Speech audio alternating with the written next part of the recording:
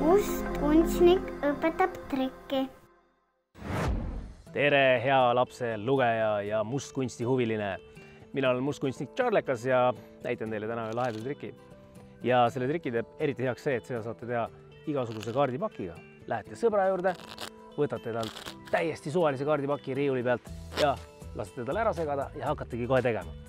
Jep, see on 5 kaardi trikk. Selleks on meil vaja 5 kaarti ja 1 vabatahtlikut.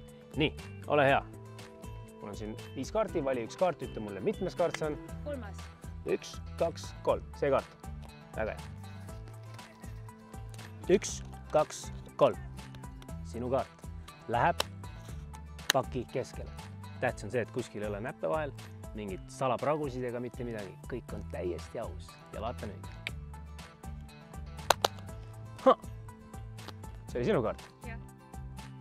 No, ja kui sa tahad teada, kuidas see trikk käib, siis osta endale ajakiri Hea laps ja ma selgitan.